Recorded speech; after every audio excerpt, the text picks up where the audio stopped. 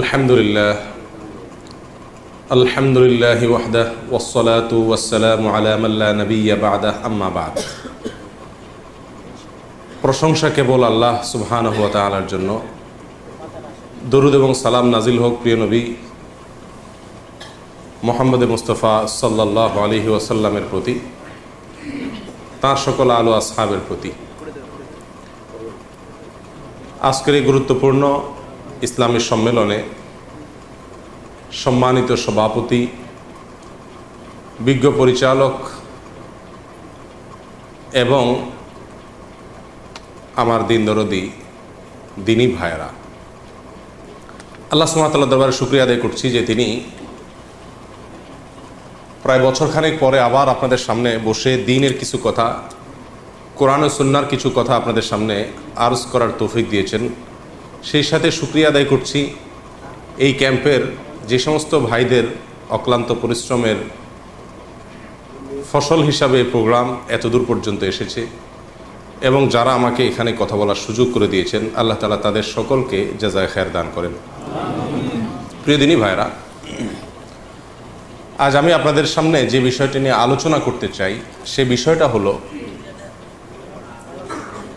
বাউলদের ধর্মবিশ্বাস, বাউল ফকিরদের ধর্মবিশ্বাস এবং তাদের জীবন আচার। প্রিয় দিনী ভাইরা, আমাদের সমাজে বাউল বা ফকির এই শ্রেণীর, এই নামে এক শ্রেণীর লোক আছে। দেশের দক্ষিণাঞ্চলে এই বাউলদের পরিমাণ একটু বেশি হলেও বিভিন্ন এলাকাতেই বাউলদেরকে পাওয়া যায়। তো এই বাউলদের সম্পর্কে আমাদের অনেকের পরিপূর্ণ ধারণা নাই যে এদের ধর্ম আসলে কি, এরা কি মুসলিম কি না। সাধারণত আমাদের সমাজের মানুষ জানে বাউলরা সবাই কি মুসলিম। শুধু মুসলিমই না, আমাদের সমাজের একটা বিশেষ শ্রেণী চেষ্টা করে এই বাউলদেরকে মুসলিমদের খুব আফার ক্লাসের, একেবারে গোড়ার মুসলিম হিসাবে প্রমাণ করার। এবং সেজন্য আপনারা জানেন বাউলদের যে গানগুলো আছে, বাউল গান আছে না, এই বাউলদের গান কবিতাগুলোর মধ্যে প্রচুর পরিমাণ আরবি শব্দের ব্যবহার আছে। ইসলামের অনেক পরিভাষা সেখানে ব্যবহার করা হয়েছে। আর এটা দেখে আমরা অনেকেই তাদেরকে মুসলিম হিসাবে মনে করি।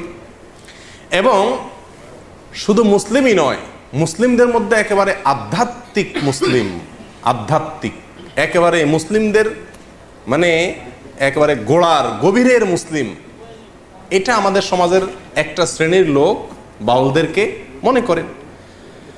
এবং শুধু তাই নয়, এই বাউলদেরকে মনে করা হয় এরা বিরাট বড় ওলি, এক একজন আল্লাহর অনেক বড় কি ওলি।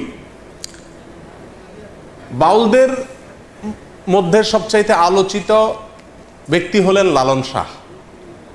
এই লালন শাহ যে তাকে যেখানে মাটি দেওয়া আছে কুষ্টিয়ার, এই জায়গাটাকে একসময় বলা হতো লালনের আখড়া। এরপরে ওই আখড়া না বলে ওইটার নাম পরিবর্তন করে এখন বলা হচ্ছে ওইটাকে লালনের মাজার। কি বলা হয় এখন? মাজার, ইসলামী পরিভাষা। এবং এই আখড়ায় সর্বকালে গাঞ্জা টাঞ্জা খাওয়া হইতো। এখন দেশের অনেক মানুষ সেখানে মান্নত করে, সিন্নি দেয়, ইত্যাদি ইত্যাদি করে। প্রিয় ভাইরা,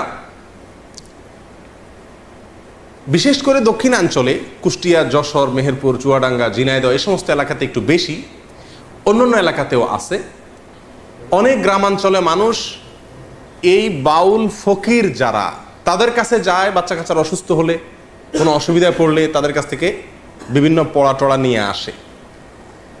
যায় কি যায় না? শুধু তাই নয়, বাউলদের বিভিন্ন গানকে আমাদের দেশের বিভিন্ন পাঠ্যপুস্তকে বাচ্চাদেরকে পড়ানো হয়, সেখানে পাঠ্যপুস্তকের অন্তর্ভুক্ত করে বাচ্চাদেরকে পড়ানো হয় বাউল গান।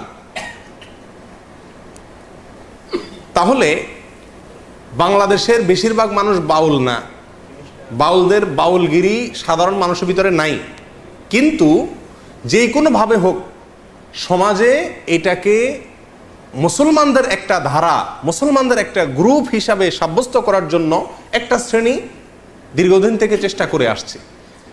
শুধু তাই নয়, আপনারা অনেকেই হয়তো জেনে থাকবেন,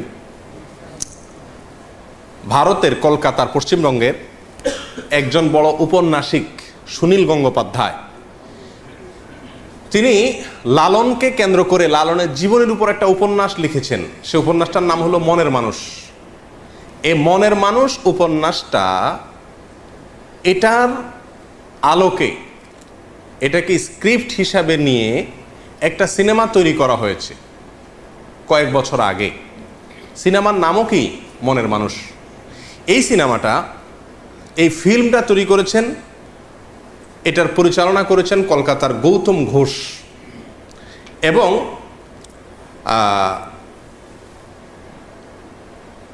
গৌতম ঘোষের সাথে সহযোগিতা করেছে আমাদের বাংলাদেশের চ্যানেল আইয়ের কর্ণধার ফরিদুর রেজা সাগর সাহেবের প্রতিষ্ঠান ইমপ্রেস টেলিফিল্ম।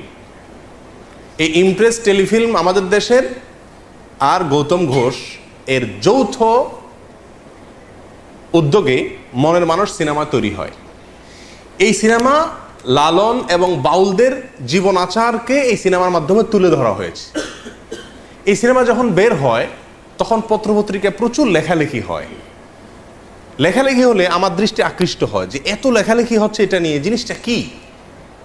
পরে আস্তে আস্তে দেখলাম যে এই সিনেমাটা এর কি, এটা বোঝানোর জন্য একবার চ্যানেল আইয়ের জনপ্রিয় একটা অনুষ্ঠান টকশো তৃতীয় মাত্রায় এখানে আনা হয়েছে। ফরিদুর রেজা সাগর সাহেবের উপস্থাপনা অনুষ্ঠানটা চলছিল, এবং সেখানে আপনার আলোচনা করার জন্য উপস্থিত হয়েছিলেন সম্ভবত গৌতম ঘোষ।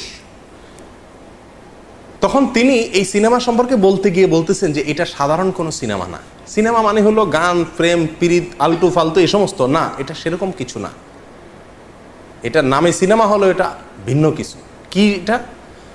তো তিনি বলতে বলতে একটা পর্যায়ে বললেন, এটা সাধারণ কোনো ফিল্ম নয়, এটা একটা ধর্মগ্রন্থ। এটা একটা কি? ধর্মগ্রন্থ। কোরআন যেরকম একটা ধর্মগ্রন্থ, ইনজিল যেরকম একটা ধর্মগ্রন্থ, এই মনের মানুষ এটাও একটা কি? ধর্মগ্রন্থ।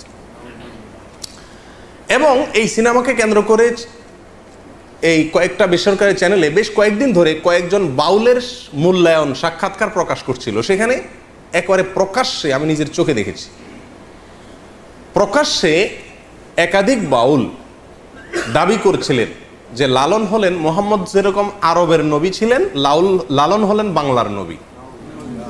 এবং তার এই কথার সমর্থনে ওই মিডিয়ার রিপোর্টার বেশ অনেকগুলো যুক্তি খাড়া করছিলেন। ঘটনা এখানেই শেষ নয়।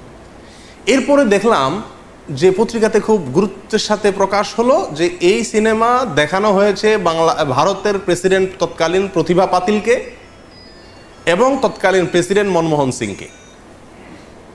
আচ্ছা, প্রেসিডেন্ট প্রধানমন্ত্রী একটা দেশের, তাদের সিনেমা দেখার ফাও টাইম আছে নাকি? কিন্তু তাদেরকে দেখানো হয়েছে। এবং ভারতের আরো অনেক গুরুত্বপূর্ণ ব্যক্তিকে দেখানো হয়েছে। বাংলাদেশে এই সিনেমাটা বাংলাদেশের প্রেসিডেন্টকে দেখানো হয়েছে, প্রধানমন্ত্রীকে দেখানো হয়েছে।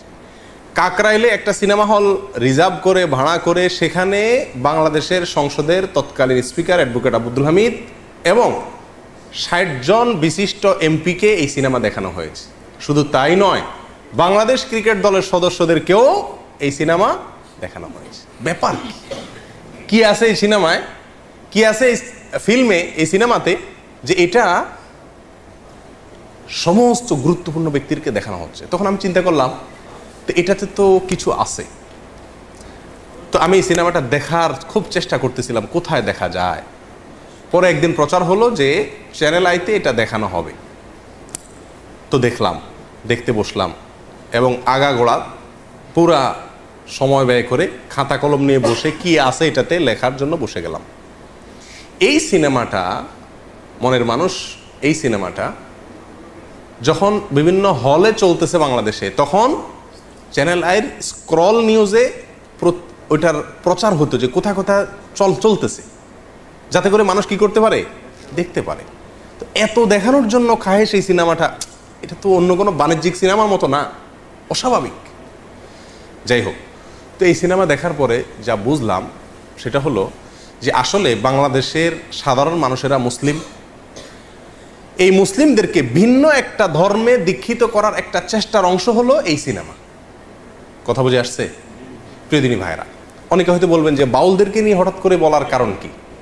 এই কারণ হলো এগুলো, যে বাউলদেরকে নিয়ে কিছু মিডিয়া, কিছু বুদ্ধিজীবী, কিছু লোক আমাদের সমাজে এত বেশি মাতামাতি করছেন এবং তাদেরকে শুধু মুসলিম নয়, মুসলিমদের মধ্যে একেবারে আধ্যাত্মিক মুসলিম, মারেফতি মুসলিম যেটাকে বলে, এরকম মুসলিম হিসাবে তাদেরকে সমাজের সামনে সাব্যস্ত করার চেষ্টা করছে।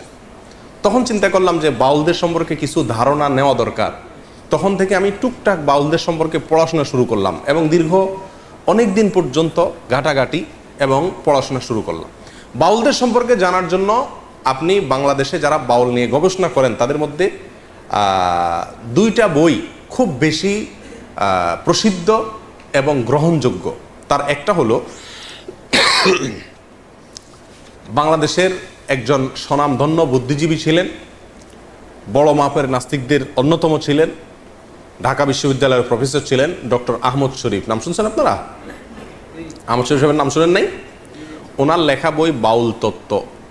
আরেকটা বই লালন একাডেমির প্রতিষ্ঠাতা পরিচালক ডক্টর আনোয়ারুল করিম চৌধুরী, তার লেখা বই বাংলাদেশের বাউল সমাজ, সাহিত্য, সঙ্গীত। এই দুইটা বইতে বাউলদের সম্পর্কে সবচেয়ে বিস্তারিত তথ্য উপাত্ত আছে এবং এটা সবচেয়ে বেশি গ্রহণযোগ্য। কথা বুঝে আসছে?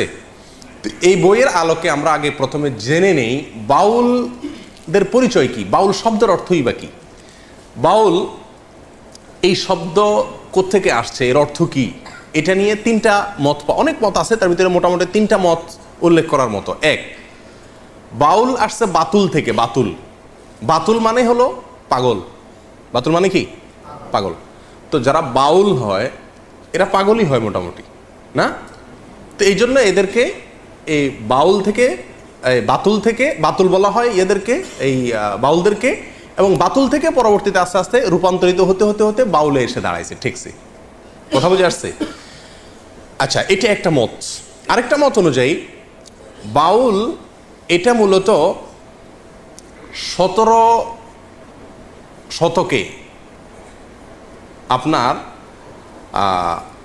এই বাউলদের যে পাগলামি আমরা এখন দেখতে পাচ্ছি এটা শুরু হয়। এটা শুরু যে করছে তার নাম হলো আউল চাঁদ। সে আউল চাঁদ এর নামে আউল থেকে হইতে হইতে বাউল হয়ে গেছে। এটা আরেকটা মত। কথা বুঝে আসছে? আচ্ছা, তৃতীয় নম্বর মত, যেটা ডক্টর আনোয়ারুল করিম চৌধুরী লালন একাডেমির প্রতিষ্ঠাতা পরিচালক, তার বাংলাদেশের বাউল বইয়ের 133 থেকে 145 নম্বর পৃষ্ঠার ভিতরে বাউলদের সম্পর্কে আলোচনা করতে, তাদের উৎপত্তি সম্পর্কে বলতে গিয়ে তিনি বলছেন যে বাউল এটা বাল শব্দ থেকে আসছে। আরবি ঠিক না, কোরআনে ব্যবহৃত। কোরআনে আল্লাহ সুবহানাহু ওয়া তাআলা বাল একটা শব্দের ব্যবহার এক জায়গায় করেছেন। অবশ্য এই একই মূল ধাতুর ব্যবহার কোরআনে আরো কয়েক জায়গায় হয়েছে।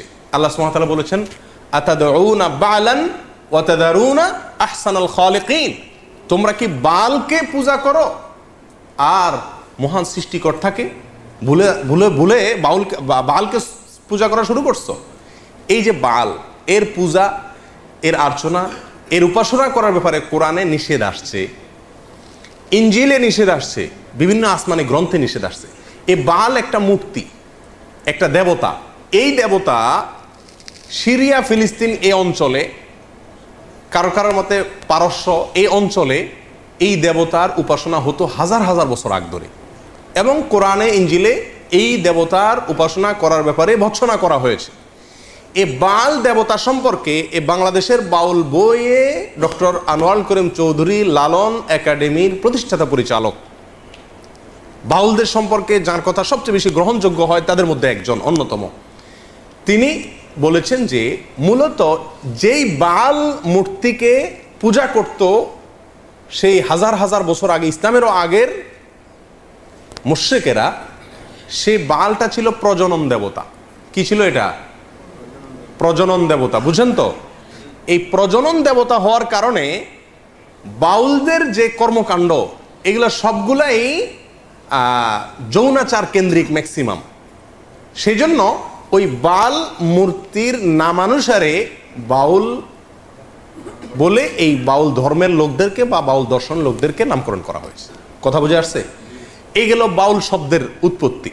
সংক্ষেপে আমরা বাউলদের পরিচয় সম্পর্কে জানি। বাংলাপিডিয়াতে আছে, বাউল হলো লোক সম্প্রদায়ের একটা সাধন ভজন গোষ্ঠী যারা গ্রামে গঞ্জে গান গেয়ে ভিক্ষা করে বেড়ায়। বাউলরা কোনো মসজিদেও যায় না, কোনো মন্দিরেও যায় না, কোনো ধর্মগ্রন্থে তাদের বিশ্বাস নাই। বাউলরা সাধারণত নারী পুরুষ মিলে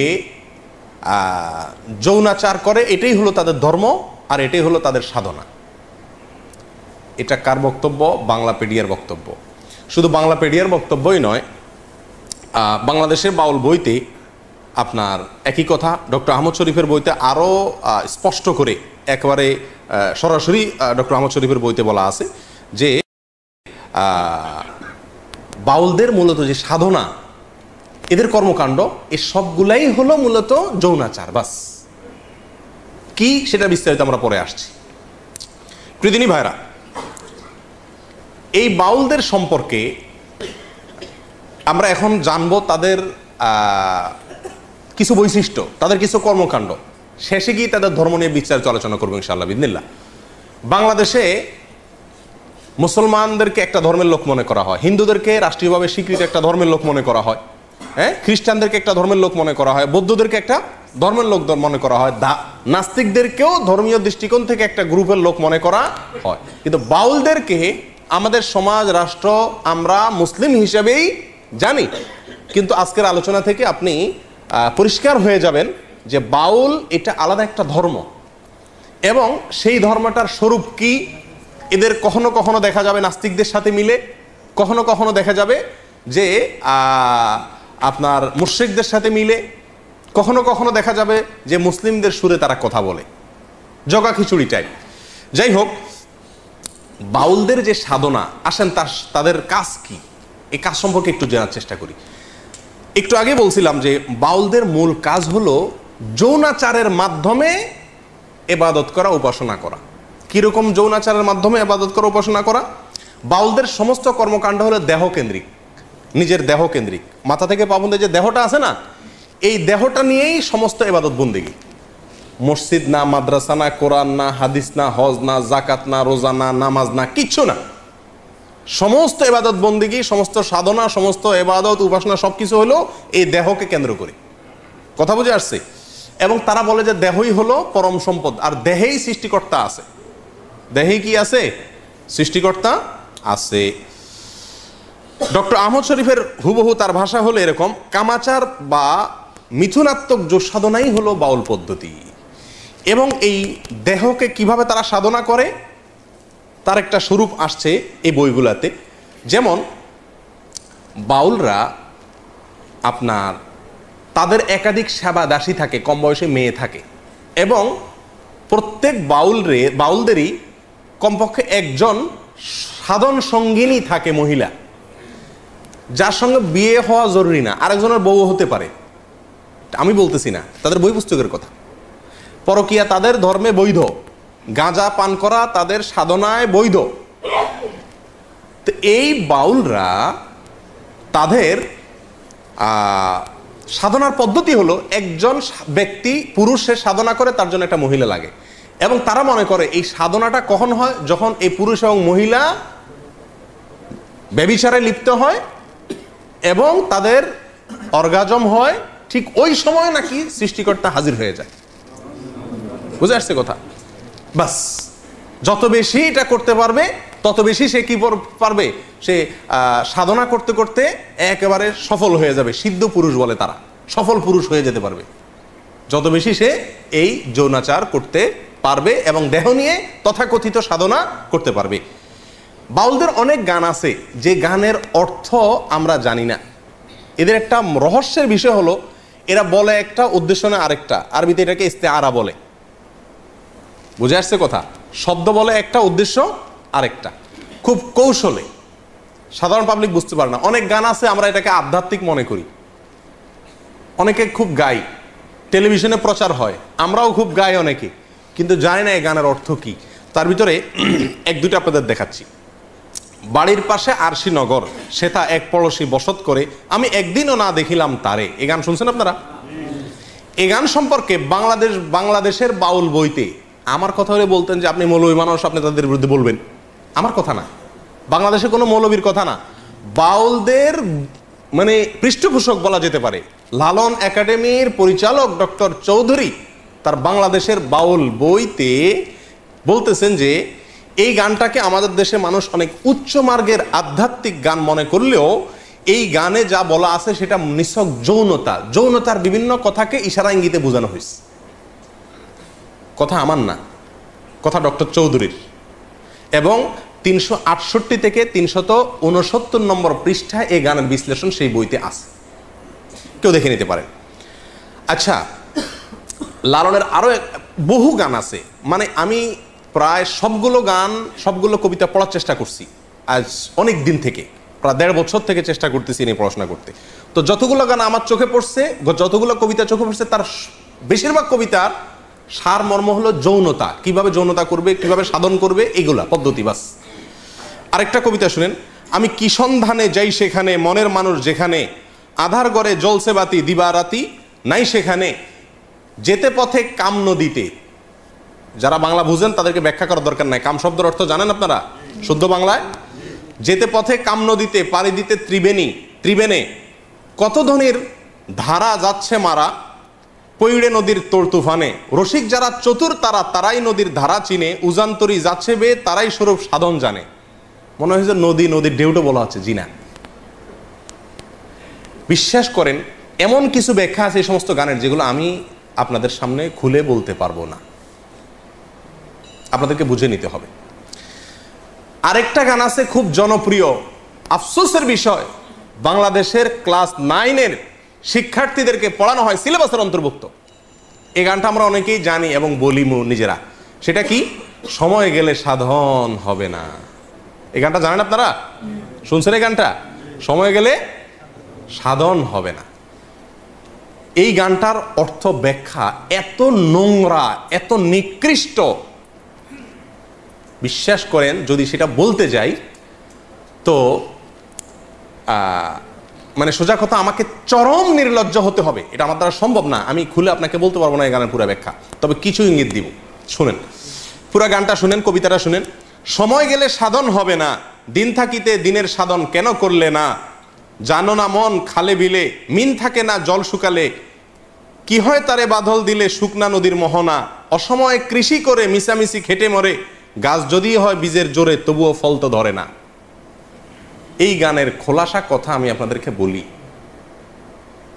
বলা হচ্ছে যারা বাউল, যারা ফকির, যারা সাধনা করবে এদেরকে বলা হচ্ছে আরে বেটা, দিন থাকতে দিনের সাধন করলি না, সময় থাকলে সাধন করতে হবে, সময় চলে গেলে সাধন করে লাভ হবে না। সময়টা কি? মেয়েদের ঋতুস্রাব, এর আগের সময়টাকে বোঝানো হচ্ছে। ঋতুস্রাবের আগের মুহূর্তে সাধন করতে হবে, ঋতুস্রাব হয়ে গেলে, মাসিক হয়ে গেলে তখন সাধন করলে আর কাজ হবে না। এ হলো খোলাসা কথা, আর এর চেয়ে বেশি আমি আপনাকে ব্যাখ্যা করে বলতে পারছি না। এখানে এই গানে যে এই কথাটা বোঝানো হয়েছে, এটা তো আমি দাবি করতেছি মৌলবী না, এটা বাউলদের বক্তব্য, তারাই বলতেছে যে এই গানের এই ব্যাখ্যা। রেফারেন্স নেবেন, একটা একটা করে নেন। এই গানের সময়, সাধন, মিন, বীজ, কৃষি এসব শব্দ যৌনকর্ম সংশ্লিষ্ট বিভিন্ন পরিভাষা। লালন গবেষক নেয়ামত আলী এবং বাংলাদেশের নেয়ামত আলী বলেছেন, এটা আমার বক্তব্য না, লালন গবেষক বলতেছেন যে এই শব্দগুলো দ্বারা বিভিন্ন যৌনকর্মের বিভিন্ন মুহূর্ত, বিভিন্ন সময়, বিভিন্ন পরিভাষাকে বোঝানো হয়েছে। আর বাংলাদেশের বাউল বইতে 357 নম্বর পৃষ্ঠায় এই একই কথা বলা হয়েছে যে এই গানটা অনেকে মনে করে আধ্যাত্মিক গান, সময় গেলে সাধন হবে না, মানে আল্লাহর যাওয়ার জন্য এবার বন্দি করতে বলতেছে না, এখানে সেক্স করতে বলতেছে, যৌনচার করতে বলা হচ্ছে, জেনা করতে বলা হচ্ছে, এবং তার সময় বলা হচ্ছে কখন করতে হবে কখন করা যাবে না। আর এটাই খুব পরম, এটা ক্লাস 9-এ বাচ্চাদেরকে পড়ানো হয় আমাদের দেশে। এবং বাউল লালন পরিভাষা নামে একটা বই আছে। এই বইয়ের 80 নম্বর পৃষ্ঠায়ও এই গানের একই ব্যাখ্যা করা হয়েছে যে এটা পুরাটা যৌনতার কথা, কিন্তু আমরা সাধারণ মানুষ হয়তো জানিও না। আসেন সামনে। বাউল সাধনা সম্পর্কে আমাকে মাফ করবেন, এমন কিছু কর্মকাণ্ড তাদের আছে যেগুলো আমি না বললে আপনারা বুঝবেন না, বলতে হবে, আমাকে একটু বেহায়া হতে হবে। আমাদের দেশে মানুষ জানে না, অনেকে, ম্যাক্সিমাম লোক। আমি ব্যক্তিগতভাবে লালনের আখড়া থেকে নিয়ে ফকিরদের বিভিন্ন আখড়া ঘুরে ঘুরে দেখেছি।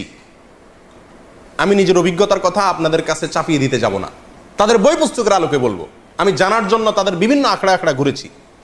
এইবার দেশে গিয়ে আমি কুষ্টিয়াতে গেছি। আমার উদ্দেশ্য ছিল লালনের আখড়া যাওয়া, দেখা সেখানে, এবং শুধু শোনা কথা বা পড়া কথারও বিশ্বাস না করে নিজে চোখে দেখা। তাদের আখড়া যদি কেউ যেয়ে থাকেন, ফকিরদের তারা তথাকথিত জিকির করে যেগুলাতে, এগুলোতে আপনারা দেখবেন পুরুষের সাথে একজন নারী লাগে, অন্ধকার হইতে হয়, এবং গাঁজা তো প্রয়োজনই হয়, এবং বাকি কি কাজগুলো হয় সেগুলো বই থেকে শুনেন, আমার অভিজ্ঞতা থেকে না শুনে। দেখুন, বাউল ধর্মে পরকীয়া প্রেম জায়েজ আছে।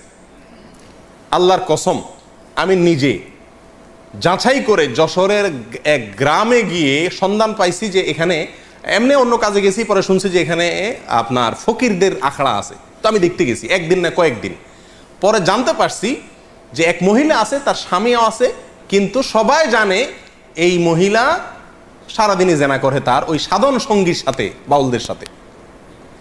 এবং কোন কোন মহিলার তো সংসার শেষ, আবার অনেক পুরুষও করে যারা বাউল। এটা তাদের ধর্মের গুরুত্বপূর্ণ কাজ, জেনা করা। সারাদিন জেনাটাই ইবাদত বাস। এবং জেনার মানে মূল মুহূর্ত যেটা, সেই মুহূর্তেই নাকি স্রষ্টা হাজির হয়ে যায়। প্রিয়দিনী ভাইরা, বাউলরা মনে করে, আপনারা হয়তো অনেকে প্রথম শুনছেন, শুনে রাখেন, বাউলদের দৃষ্টিতে মানুষের শরীরের বিভিন্ন রোগ বালায় বারো হওয়ার জন্য একটা বিরাট বড় ওষুধ হলো মেয়েদের রজ পান করা। রজ বুঝেন কি? না, রজ বলতে দুইটা জিনিস। এক হলো কুমারী মেয়ের প্রথম মাসিকের রক্ত, আরেকটা হলো পুরুষদের যেরকম উত্তেজনার কারণে বীর্য বের হয়, মেয়েদের যে পদার্থটা আসে এটাকে রজ বলে। এই রজ, এটা পান করলে কোনো রোগ বালাই আর শরীরে থাকে না, এটা বাউলদের বিশ্বাস। আরো শুনবেন, তারা বলে রোগ থেকে মুক্ত হওয়ার জন্য, বিভিন্ন রোগ থেকে, বড় বালা মুসিবত, অসুখ বিসুখ থেকে ভালো হওয়ার জন্য নিজের মুখ এবং মেয়েদের স্তনের দুধ পান করলে রোগ ভালো হয়। আরো শুনবেন, তারা বলে সমস্ত রোগ থেকে সর্বরোগের ঔষধ একসাথে যদি পাইতে চান তাহলে কি করতে হবে? মল, মূত্র, রজ এবং বীর্য, মল, মূত্র, রজ এবং বীর্য, এগুলা সবগুলা মিক্স করে একটা ঔষধ বানায় তারা, নাম হলো প্রেম ভাজা। ওষুধের নাম কি? প্রেম ভাজা। এটা খাইলে আর কোনো রোগ থাকে না। প্রিয়দিনী ভাইরা, আপনারা অনেকে হয়তো বলবেন যে এগুলা গল্প আর কি।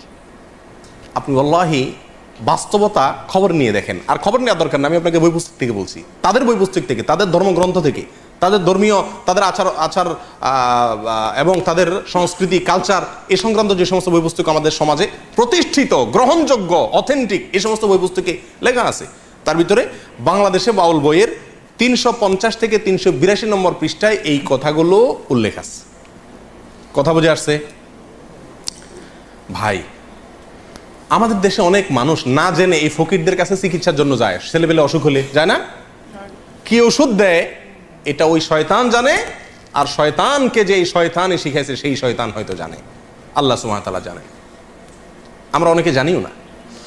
আমাদের দেশের নাস্তিকরা বাউলদেরকে খুব পছন্দ করে, একটা মজার বিষয়। কারা পছন্দ করে? নাস্তিকরা কোনো ধর্মকে পছন্দ করে না, কিন্তু বাউলদেরকে খুব পছন্দ করে। ডক্টর আহমদ শরীফ নাস্তিকদের গুরু, বাউলদের নিয়ে বই লিখছেন এবং বিরাট বিশ্লেষণ করেছেন, তাদের ঐতিহ্য তুলে ধরেছেন। শুধু তাই নয়, বাংলাদেশের যারা নাস্তিক, সেকুলার, এরা সবসময় বাউলদেরকে প্রমোট করে। লালনের আখড়ায় 50 জন গাঁজা খাইছে, এটাকে সমস্ত মিডিয়া বা অনেক মিডিয়াতে খুব ফলাও করে প্রকাশ করে, আজকে লালনের এখানে ওরস হইতেছে, ওরস, গাঁজা খাইছে। লক্ষ লক্ষ মানুষের মাহফিল হয়, লক্ষ লক্ষ মানুষের ভালো কোনো কাজ হয়, সেটা কোনো মিডিয়াতে প্রচার করে না। কিন্তু ওই আখড়ায় গাঁজা খাইছে কয়েকটা, সেটারে সারাদিন টেলিভিশন নিউজে বলে। কেন নাস্তিকরা এত পছন্দ করে কেন? এর কারণ হলো এই বাউলদের তাদের যে কর্মকাণ্ড, এই কর্মকাণ্ডগুলোর খোলাসা কথা কয়েকটা পয়েন্ট। নাম্বার 1 যেটা বললাম, দেহ নিয়ে সাধনা। দেহ নিয়ে সাধনা মানে যৌনতা, সোজা বাংলা। নাম্বার 2, আপনার যত নোংরা, বিষ্ঠা, নাপাক পৃথিবীর কোন ধর্মের মানুষরা যেগুলোকে পাক মনে করে না, হালাল মনে করে না, এই সমস্ত জিনিসগুলোকেও তারা শুধু হালাল আর পাকই না, এগুলা বিরাট ঔষধ মনে করে। লালনদের বাউলদের একটা গ্রুপ আছে যাদেরকে বলা হয় নেড়ার ফকির। কি বলা হয়? নেড়ার ফকির। নেড়ার ফকির, নেড়ার ফকির মানে বুঝেন? নেড়ার ফকির মানে হলো, নেড়া শব্দের অর্থ হলো যার কোনো ঘর সংসার নাই। নেড়ার ফকির মানে যাদের কোনো কি নাই, ঘর সংসার। ম্যাক্সিমাম বাউলদের কোনো বিয়ে হয় না, এরা বিয়েতে বিশ্বাস করে না। সাধারণ সঙ্গিনী হইলেই হলো, যে কারোর বউ হইলেই হলো, বিয়ের দরকার হয় না, এবং তারা বিয়ে করে না। তাদের মূল কথা হলো ইসলাম পালন করার জন্য মক্কাতে যাওয়ার দরকার নাই, মদিনা যাওয়ার দরকার নাই, আল্লাহ রাসূল সব এই দেহের ভিতরে আছে, শুধু দেহ নিয়ে সারাদিন পড়ে থাকলে চলবে। ধর্মীয় যত কর্মকাণ্ড, আচার অনুষ্ঠান, আমল, ইবাদতের কথা কোরআন সুন্নাহয় বলা আছে, এর কিচ্ছুর দরকার নাই। এগুলা সবগুলা নাউজুবিল্লাহ মানুষের বানানো। তাহলে কি করতে হবে? শুধু সারাদিন এই দেহ নিয়ে পড়ে থাকতে হবে, ঘর সংসার বাদ দিয়া মাতলামি করতে হবে, ভিক্ষা করে বেড়াইতে হবে, বাস। তাহলেই স্রষ্টাকে পাওয়া যাবে। এর ভিতরেই স্রষ্টা আছে, মানুষই স্রষ্টা, অন্য কথা বলতে গেলে। এ হলো বাউল ধর্মের খোলাসা কথা। নাস্তিকরা যেহেতু বাংলাদেশে মানুষের ধর্মীয় আচার, মসজিদ, মাদ্রাসা সহ্য করে না, এরাও একই। এই জন্য নাস্তিকরা এদেরকে খুব কি করে, পছন্দ করে। বাউলদের ধর্মে, বাউলদের বিশ্বাসে বৈরাগ্যতার বিরাট বড় অবস্থান। নবী সাল্লাল্লাহু আলাইহি সাল্লাম বলেছেন, লা রুহবানিয়াতা ফিল ইসলাম। ইসলামে কোনো বৈরাগ্যতা নাই। আল্লাহ সুবহানাহু ওয়া তাআলা কোরআনে কারিমে বৈরাগ্যতা, যে বৈরাগ্যতাকে আগের যুগের বিভিন্ন জাতিরা নিজেদের ধর্মীয় কাজের অংশ বানিয়ে নিয়েছিল, আল্লাহ সুবহানাহু ওয়া তাআলা তাদের সমালোচনা করেছেন। রুহবানিয়াতান নিবতাদাউহা মা কাতাবাল্লাহু লাহা। এই রুহবানিয়াত বা বৈরাগ্যতা, সংসার বাদ দিয়া ওই বৌদ্ধদের মতো এক কালার একটা কাপড় পরে, লম্বা চুল রেখে, গোসল নাই, পরিষ্কার নাই, নোংরা, আবর্জনা, ময়লা, এই অবস্থায় সময় পার করা, পাগলামি ছাগলামি করা, এটাই হলো জীবন। এটাই বলে বৈরাগ্যতা। এই বৈরাগ্যতা আপনার বাউলদের গুরুত্বপূর্ণ একটা আপনার তাদের গুরুত্বপূর্ণ একটা কালচার হলো কি থাকা, বৈরাগী হয়ে থাকা। কি থাকা?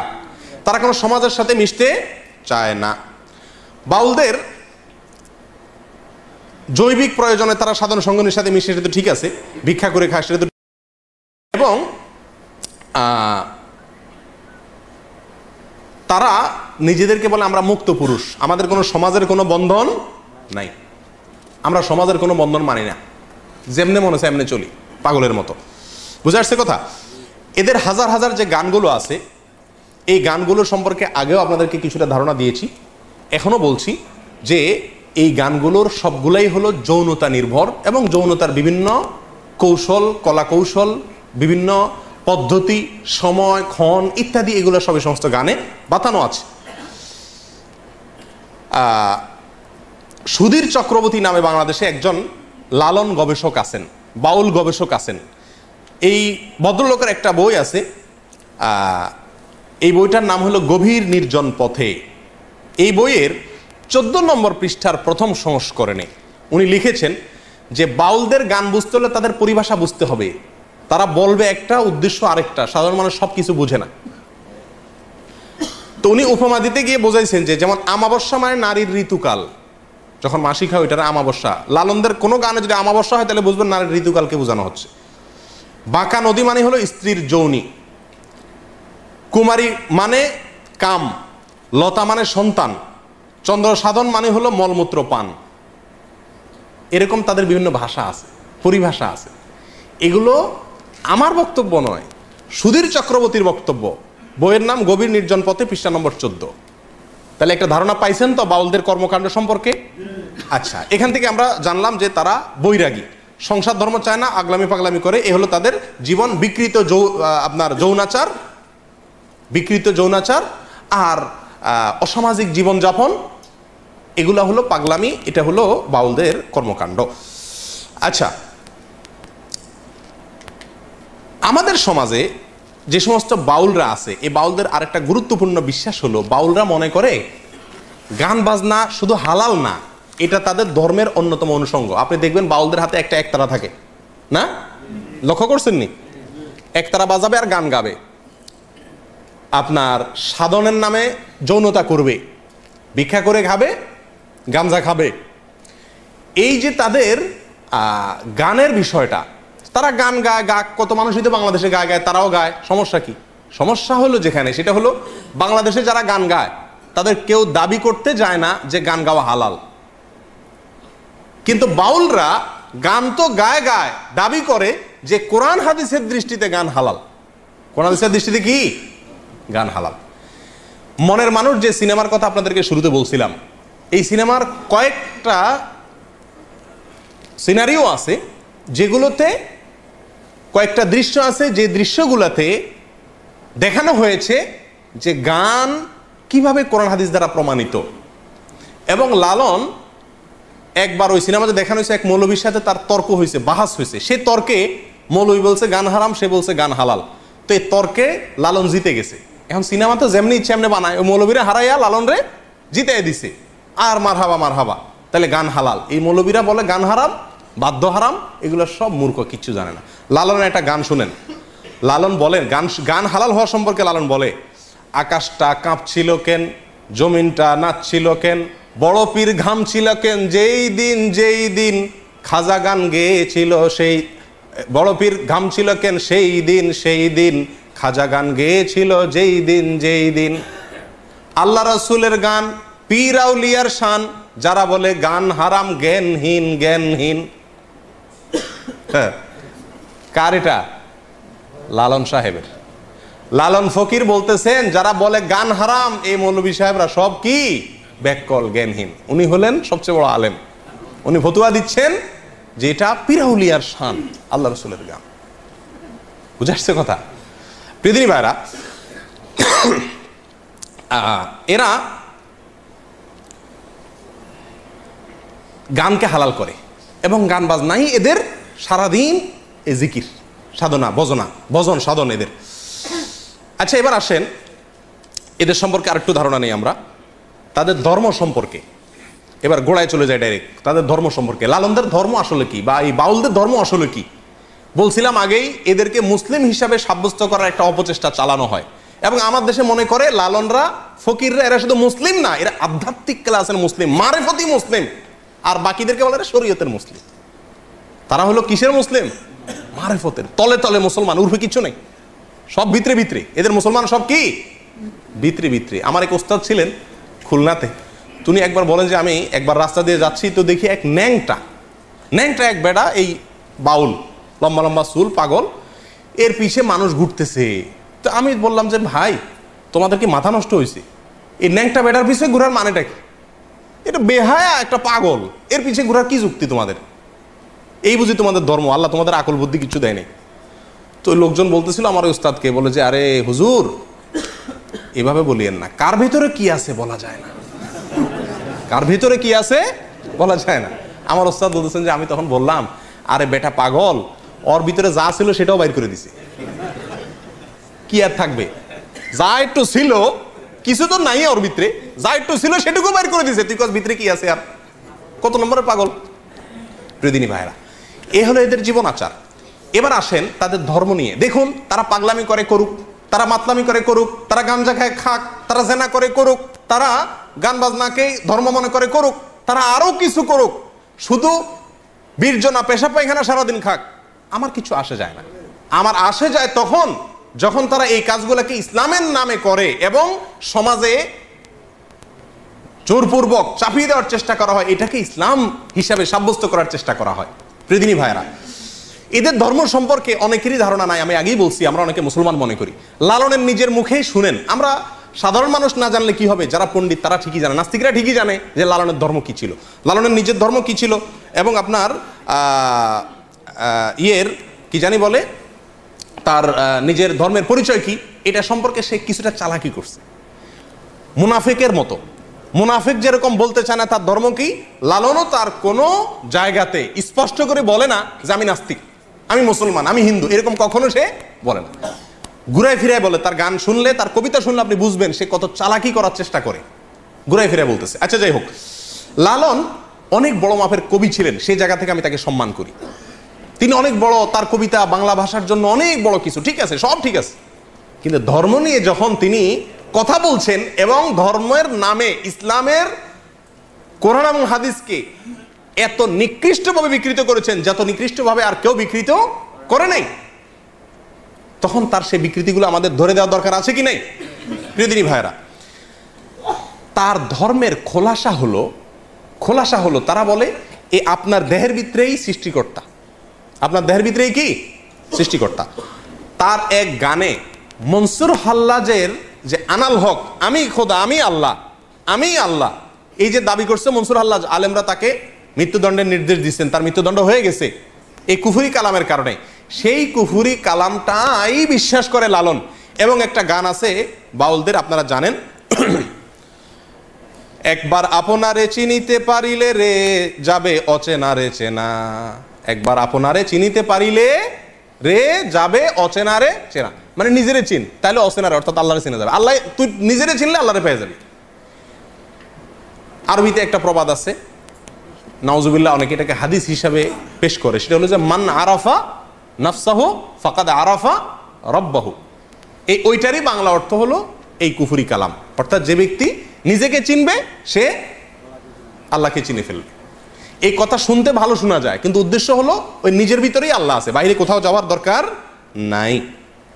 আচ্ছা যাই হোক, এবার লালন নিজের যে কবিতার মাধ্যমে তার ধর্মের পরিচয় দিছে, আসেন তার মুখেই শুনি।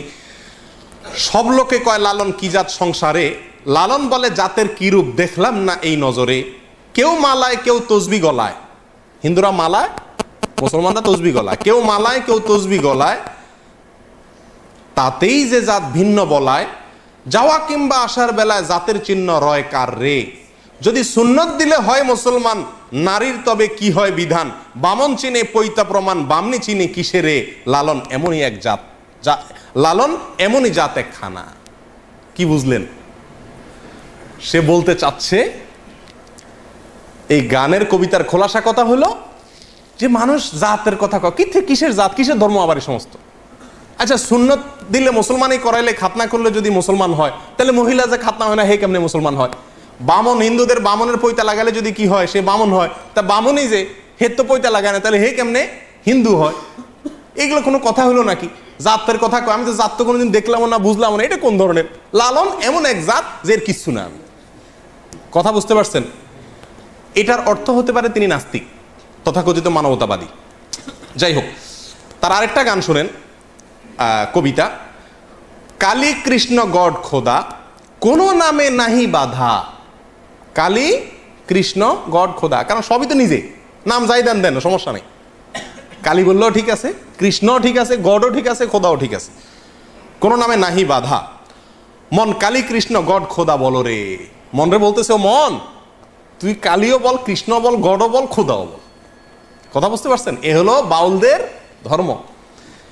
আচ্ছা, এরা কোনোদিন মসজিদে যায় না, ইতিহাসে কোনোদিন কোনো বাউলকে আপনারা ভুলেও কোনো মসজিদে, কোনো মন্দিরেও যায় না, মন্দিরেও যায় না, বরং প্রাতিষ্ঠানিক ধর্মাচরণের বিরুদ্ধে এরা সব সময় সোচ্চার। এরা বলে যে কোনো মসজিদ, মাদ্রাসা, কোরআন, হাদিস কিচ্ছু দরকার নাই, শুধু আইসা সারাদিন একতারা বাজাও বা লালনের গান গাও, যৌনতা করো, ভিক্ষা করো, গাঞ্জা খাও, এক কালার কাপড় পরে পাগলামি করো, ব্যাস তুমি সিদ্ধ পুরুষ হয়ে যাবা, তথাকথিত দেহনিয়া সাধনা করো। প্রিয় বন্ধুরা, তারা বলে, বাউলরা বলে যে কোনো তীর্থস্থানে যাইতে হবে না। এই যে আমরা মক্কায় আসি না, এটার বিরুদ্ধে লালন কবিতা লিখছে। মক্কা আসার দরকার নাই, মদিনা যাওয়ার দরকার নেই, সব মক্কা মদিনা কোথায় আছে? এই নিজের ভিতরে আছে। বুঝে আসছে কথা?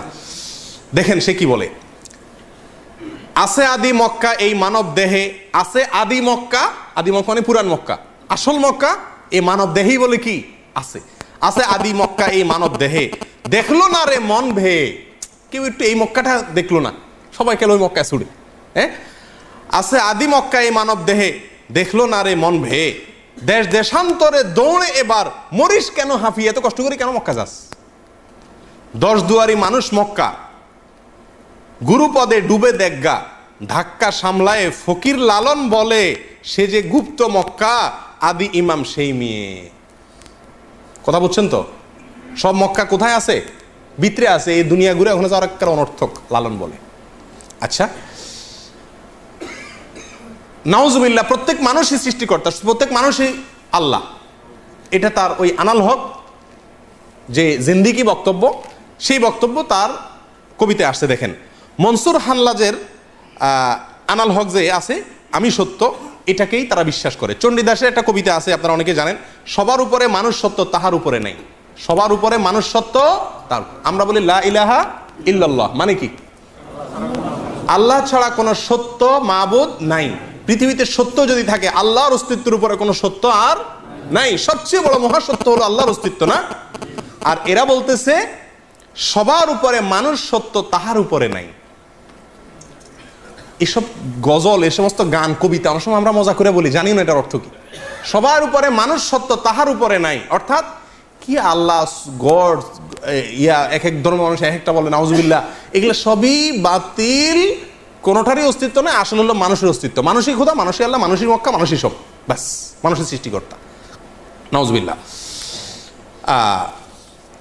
এবং এই মানুষই যে সৃষ্টিকর্তা, এর সপক্ষে দেখেন কবিতা আছে লালনের, ও যার আপন খবর আপনার হয় না, একবার আপনারে চিনিতে পারিলে রে, যাবে অচেনারে চেনা, যাবে অচেনারে চেনা। লালনের গান, কবিতা। অর্থাৎ আপনারা চিনলেই অচেনারে চেনা যাবে, অর্থাৎ ওই সৃষ্টিকর্তা চেনা যাবে। আপনার ভিতরে, নিজের ভিতরে কি আছে? সৃষ্টিকর্তা আছে। যেই রূপের সাই বিরাজ করে দেহ ভুবনে, গুরুর দয়া যারে হয় সেই জানে, উপর নিচে সারি সারি 9.5 দরজা তারি, লালন কয় যেতে পারি কোন দরজা খুলে ঘরে। হ্যাঁ, এটা একটা যৌনতার গান। 9.5 দরজা বলতে মেয়েদের শরীরের 7টা অঙ্গকে বোঝানো হয়েছে, আমার বক্তব্য নয়। যে বইগুলো বলছে এই বইগুলোর বক্তব্য। কোরআন সুন্নাহ নিয়ে সন্দেহ, কোরআন নিয়ে সন্দেহ। লালনের কোরআন নিয়ে গান শুনেন আপনারা? মুসলমান মনে করেন, আধ্যাত্মিক পুরুষ মনে করেন, মারিফতের প্রাণ পুরুষ মনে করেন, সেখানে মাজার মনে করেন, সেখানে গিয়ে সিন্নি দেন, মান্নত করেন, তাকে মুসলমানদের একেবারে গোড়ার মুসলমান মনে করেন, খাঁটি ধার্মিক মনে করেন। কোরআন সম্পর্কে কি বলে সে দেখেন তার কবিতায়। সে বলে, কি কালাম পাঠালেন আমার সাই দয়াময়, এক এক দেশের এক এক ভাষা কয় খোদা পাঠায়, এক যুগে পাঠায় কালাম, অন্য যুগে হয় কেন হারাম, এমনি দেখি ভিন্ন তামাম ভিন্ন দেখা যায়, যদি একই খোদার হয় রচনা। এই অংশ ভালো করে শুনেন, যদি একই খোদার হয় রচনা, তাতে তো ভিন্ন থাকে না, মানুষের সকল রচনা তাতেই তো ভিন্ন হয়। নাউজুবিল্লাহ। কথা বুঝছেন? এই গানের কথা বুঝছেন? কি বুঝাতে চাইছে? বলে যে যুগে যুগে এক এক নবীর কাছে এক এক আসমানি কিতাব আসছে না, একটাতে হালাল বলা হয়েছে, আরেকটাতে বলা হয়েছে কি হারাম। তো সে বলতে চাচ্ছে, যদি এক আল্লাহই পাঠাবে তাহলে সবগুলা কি হবে? একরকম হবে। একটাতে এক যুগে হালাল, আরেক যুগে হারাম কেন হয়? কথা বুঝছেন? কত বড় মূর্খ একজন ডাক্তারও তো এক রুগীরে এক ওষুধ দেয়, আবার চেঞ্জ করে দেয়। এই ওষুধ কয়দিন চলবে, এরপরে অন্য ওষুধ খাইতে হবে। ডাক্তার জানে সময় অনুযায়ী পরিবর্তন হয়। আল্লাহ সুবহানাহু ওয়া তাআলা এক এক যুগে এক এক বিধান দিয়েছেন। লিকুল্লিন শিরআতুম মিনহাজা, প্রত্যেক নবীকে আল্লাহ তাআলা কি দিয়েছেন? আলাদা আলাদা শরীয়ত দিয়েছেন। সে বলতেছে এক এক নবীর এক এক বিধান কেন? যদি আল্লাহর হতো তাহলে তো ভিন্ন হতো না। এই জন্য সে বলতেছে আপনার যদি একই খোদার হয় রচনা, তাতে তো ভিন্ন থাকে না, মানুষের সকল রচনা তাই তো ভিন্ন হয়। এগুলো সব মানুষের লেখা। নাউজুবিল্লাহ। কোরআন এটা বলে কার লেখা? মানুষের বানানো। এক এক দেশের এক এক বাণী, পাঠান কিসাই গুণমণি, মানুষের রচিত জানে লালন ফকির কয়। এই শয়তান বলে এগুলো সব কার রচনা? মানুষের রচনা। আর সে বলে মুসলমান না, শুধু মারেফতের বিরাট উচ্চাঙ্গের আউলিয়া পীর। হ্যাঁ, আল্লাহুল মুস্তাআন। আচ্ছা, তার আরেক গানের ভিতরে দেখা যায় সে বলছে যে আল্লাহ এবং রসুল এক, আল্লাহ রসুল আলাদা কিছু না। নাউজুবিল্লাহ। এটা আমাদের দেশে অনেক মাজারিরাও বলে। আল্লাহকে বুঝে তোমার অপর লীলা, আল্লাহ কে বুঝে তোমার অপর লীলা, কে বুঝে তোমার অপার লীলে, তুমি আপনি আল্লাহ ডাকো আল্লাহ, তুমি নুরি ছিলে ডিম্ব অবতরী, সাকারে সৃজন পড়লে ত্রিভুবন, আকারে চমৎকার ভাব দেখালে, নিরাকার নিগম ধ্বনি, তাও তো সত্য সবাই জানি, তুমি আগমের ফুল নিগমের রাসূল, আদমের ধরে জান হইলে, আত্মতত্ত্ব জানে যারা, সায়ের নিগুড় লীলা দেখছে তারা, নিরঞ্জন অকৈথ্য সাধন, লালন খুঁজে বেড়ায় বন জঙ্গলে। পুরা গানের খোলাসা কথা হইল, আল্লাহ একবার আকার ধরে নবীর সুরত ধরে আসে দুনিয়াতে, আবার নিরাকার হয়ে যায়, আবার আদমের ঘাড়ে মানুষ হয়ে আদমের রূপ ধরে আল্লাহ আসে, অর্থাৎ এরাই আল্লাহ, নাউজুবিল্লাহ, আলাদা কিছু নেই। কথা বুঝে আসছে? এরপর আরেকটা গানের 2 লাইন শুনেন মাত্র, সেখানে সে বলতেছে, কেন জিজ্ঞাসিলে খোদার কথা দেখায় আসমানে, কেন জিজ্ঞাসিলে খোদার কথা দেখায় আসমানে, আসেন কোথায় স্বর্গপুরে কেউ নাহি সন্ধান জানে। আল্লাহর কথা বললে কয় আসমানে আছে, আর রহমান আল্লাহর ইস্তাওয়া, আল্লাহর কথা বললে বলে আসমানে আছে সবাই, বলে যে কেউ আজ পর্যন্ত দেখছে, কেউ জানছে নাই, সব ভুয়া, নাউজুবিল্লাহ। এ হলো বাউলের ধর্ম। নবীদের সম্পর্কে ধারণা দেখেন, নবীদের সম্পর্কে তারা কি বলে, নবী না চিনিলে সে কি খোদার ভেদ পায়, চিনিতে বলেছেন খোদে সেই দয়াময়, কোন নবী হইল অফাত, কোন নবী বান্দার হায়াত, কোন নবী মারা গেছে, কোন নবী মারা যায় না, জীবিত আছে এখনো, বুঝছেন? নিহাজ করে জানলে নেহাজ যাবে সংশয়, যে নবী পারের কান্ডার জিন্দা সে 4 যুগের উপর, হায়াতুল মুরসালিন নামে তার জন্য, তার সেই জন্য কয়, যে নবী আজ সঙ্গে তোরে চিনে মন তার দাওনা ধরো, লালন বলে পরের কারো সাথ যদি রয়, নবী না মানে যারা মুয়াহেদ কাফের তারা, সেই মুয়াহেদ দায়মাল হবে বেহিসাব দোজখে যাবে, আবার তারা খালাস পাবে লালন কয় মোর কি হয় জানি। এটার শেষ লাইনটাতে বোঝানো বলা হচ্ছে যে নবীরে অস্বীকার করলে তারা কাফের, লালন বলতেছে দোজখে যাবে বলতেছে, তো এরা দোজখে থাকবে না, আবার চলে আসবে জান্নাতে। কাফেররা অনন্ত অসীমকাল জাহান্নামে থাকবে না নবীর অস্বীকার করলে, আর সে বলতেছে কি আবার তারা খালাস পাবে, তার গানে বলতেছে এরা আবার কি পাবে, খালাস। দেখেন, শুধু ফতোয়া দিচ্ছে না, কে জান্নাতে যাবে কে জাহান্নামে যাবে, কি হবে না হবে, কে আল্লাহ কে রসুল, সব সে বলতেছে। এ হলো এদের ধর্ম। পৃথিবী ভাইরা, এদের কালিমা, লালনদের এই বাউলদের কালিমা আছে। এদের কালিমা কি জানেন? এদের কালিমা সম্পর্কে ধারণা নেওয়ার জন্য শুনেন তাহলে। সুধীর চক্রবর্তীর ব্রাত্য লোকায়তন বইয়ের, ব্রাত্য লোকায়ত লালন বইয়ের 2য় সংস্করণে 4 থেকে 95 নম্বর পৃষ্ঠায় আছে যে লালন শাহর অনুসারীদের মধ্যে একটা অংশ একবার 1986 সালে সরকারের পক্ষ থেকে লালনের আখড়া এটার তদারকি করার জন্য কুষ্টিয়া ভার্সিটির একজন প্রফেসরকে সরকার দায়িত্ব দিয়েছে যে আপনি লালনের যে আখড়াটা আছে, যেটা মাজার বলে, এটা আপনি দেখাশোনা করেন, এখানে যা যা লাগে আপনি করেন। তখন তিনি ওখানে কোরআন খানের ব্যবস্থা করছে, ওই যে মাজারে যেগুলো হয় বেদাতি কাজ, তো কোরআন খানিটা নিয়ে এগুলোর ব্যবস্থা করছে, ইসলামিক কিছু কাজ কাম চালা দিছে, ওয়াজ মাহফিল কোরআন খানি এগুলো চালা দিছে। দিলে তখনকার কুষ্টিয়া জেলা প্রশাসকের কাছে যে তাদের একটা দল 1986 সালে, এই ঘটনা লেখা আছে কোন বইতে বলছিলাম, সুধীর চক্রবর্তীর লেখা ব্রাত্য লোকায়তন লালন 4 থেকে 95 নম্বর পৃষ্ঠার ভিতরে এই ঘটনার উল্লেখ আছে। এখানে আপনার এরা যায় ইয়ের কাছে, জেলা প্রশাসনের কাছে বলতেছে যে আমাদের এখানে এই লালনের এটা হলো আমাদের মক্কা মদিনা, এটা হলো আমাদের তীর্থভূমি, এখানে কোরআন তেলাওয়াত মুসলমানদের কর্মকাণ্ড এটা দারুণ অপমান আমাদের জন্য, আমাদের ধর্ম ইসলামও না হিন্দুও না, আর আমাদের কালেমা ভিন্ন। কি তোমাদের কালেমা? তারা বলে যে আমাদের কালেমা হলো লা ইলাহা ইল্লাল্লাহ লালন রাসূলুল্লাহ। বই নম্বর বললাম, পৃষ্ঠা নম্বর বললাম, সালের কথা বললাম, এবং একটা বই নয় 4-5টা বইতেই এই একই ঘটনার পুনরাবৃত্তি উল্লেখ আছে। প্রিয়দিনী ভাইরা, এই হলো বাউল ধর্ম, এ হলো লালনদের ধর্ম, এ হলো ফকিরদের ধর্ম। এর সাথে ইসলামের কোনো ন্যূনতম সম্পর্ক আছে কিনা এটা বোঝার জন্য কোনো আলেম হওয়ার, কোনো পণ্ডিত হওয়ার, কোনো শেখ হওয়ার, মুফতি হওয়ার প্রয়োজন নেই।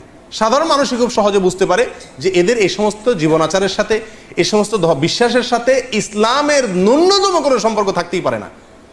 যারা আল্লাহর অস্তিত্বকে অস্বীকার করে, যারা আল্লাহর রসুলকে এক বলে, যারা মানুষকেই সৃষ্টিকর্তা বলে, যারা মানুষের মধ্যেই সৃষ্টিকর্তা আছে বলে, যারা জেনা করাটাকেই সবচেয়ে বড় ইবাদত মনে করে, জেনা করার চরম মুহূর্তটাকেই তারা ইবাদতের চরম মুহূর্ত মনে করে, যারা গাঞ্জা খাওয়াটাকে তাদের ধর্মীয় কাজের গুরুত্বপূর্ণ অংশ মনে করে, কোরআন এবং সুন্নাহ সম্পর্কে তাদের যে কবিতা গানগুলো আছে সেগুলোর কথা আপনারা শুনলেন, এগুলোকে যারা ধর্ম মনে করে, এই সমস্ত লোকেরা কোনোভাবে মুসলমান হতে পারে? কিন্তু আমাদের দেশে তাদেরকে শুধু মুসলমান মনে করে না, পানি পড়ার জন্য তাদের কাছে যায়, ফকিরদের কাছে, তাদের কাছে আশ্রয় নেয়, নেয় কি নেয় না? আল্লাহ তাআলা আমাদের সকলকে এদের এই সমস্ত ভণ্ডামি, এদের এই সমস্ত মুনাফিকি, এদের এই সমস্ত 2 নাম্বারিকে আল্লাহ তাআলা আমাদের দেশের মানুষকে বুঝার তৌফিক দান করেন। লালনদের আকীদা এবং বিশ্বাস, তাদের ধ্যান এবং ধারণা, এ সম্পর্কে বিস্তারিত অনেক সময় নিয়ে আলোচনা করা দরকার, কিন্তু অত সময় আমাদের হাতে নাই। সংক্ষেপে যেটুকু বললাম তার সামারিও মোটামুটি বলে দিয়েছি যে এদের ধর্মটা বা এদের দর্শনটা, এদের জীবনাচারটা কি, তার একটা চিত্র আপনাদের সামনে নিশ্চয়ই ফুটে উঠেছে। অতএব এই তাদের আসল পরিচয়, আসল রহস্য, আসল কর্মকাণ্ড এটা আমার দেশের প্রত্যেকটা মানুষ জানুক, জানা দরকার আছে। তারপরে মানুষ লালনকে গ্রহণ করে বর্জন করে সাধারণ মানুষের উপর আমরা ছেড়ে দিতে পারি। আমাদের দেশে জোর করে চাপিয়ে দেওয়ার চেষ্টা বারবার করা হয়। ক্লাস 9-এর বইতে লেখা বাচ্চাদের পড়ানো হচ্ছে সময় গেলে সাধন হবে না, যৌনতার কবিতা। মাসিক থাকতে যৌনাচার করতে হবে, না হলে সাধন হবে না মাসিক আসার আগে। এই কবিতারে পড়ানো হচ্ছে ক্লাস 9-এ বাচ্চাদেরকে আধ্যাত্মিক কবিতা হিসেবে। এবং এই কবিতার এই ব্যাখ্যা আমি আপনাদেরকে আগেই বলেছি, এটা আমার ব্যাখ্যা নয়, এটা ডক্টর আহমদ শরীফের ব্যাখ্যা, এটা ডক্টর আনোয়ার করিম চৌধুরীর ব্যাখ্যা, এটা সুধীর চক্রবর্তীর ব্যাখ্যা, এটা লালন পণ্ডিতদের ব্যাখ্যা, লালন একাডেমির কর্তাদের ব্যাখ্যা, আমাদের সাধারণ মৌলভী সাহেবদের ব্যাখ্যা নয়। অতএব আল্লাহ তাআলা এদের এই সমস্ত চক্রান্ত থেকে, শয়তানি থেকে আল্লাহ তাআলা আমাদেরকে হেফাজত থাকার তৌফিক দান করেন। কেন মনের মানুষ সিনেমাকে ভারতের প্রেসিডেন্ট প্রধানমন্ত্রীকে দেখানো হয়েছে? কেন মনের মানুষ সিনেমা আমার দেশের প্রেসিডেন্ট প্রধানমন্ত্রী দেখানো হয়েছে? কেন মনের মানুষ সিনেমাটাকে সিনেমা বানায় কাকালে হল রিজার্ভ করে 60 জন এমপিকে, জাতীয় ক্রিকেট দলের সমস্ত খেলোয়াড়দেরকে, জাতীয় সংসদের স্পিকারকে দেখানো হয়েছে? কেন এটা নতুন সিনেমা টিভিতে ফ্রি দেখানো হচ্ছে? কেন কোন হলে চলতেছে তার অ্যাড্রেস টিভিতে সারাদিন প্রচার করা হচ্ছে? তার রহস্য এখন বুঝছেন তো? এটাকে একটা ধর্ম, এই ধর্ম বাংলাদেশে প্রতিষ্ঠা করতে চায় কিছু লোক, কিছু নাস্তিকরা। আল্লাহ তাআলা আমাদের চোখগুলাকে খুলে দেওয়ার তৌফিক দান করেন, আমরা যেন চোখগুলা খুলতে পারি, বুঝতে পারি। ওমা তৌফিক ইল্লা বিল্লাহ। আসসালামু আলাইকুম ওয়া রাহমাতুল্লাহি ওয়া বারাকাতুহু।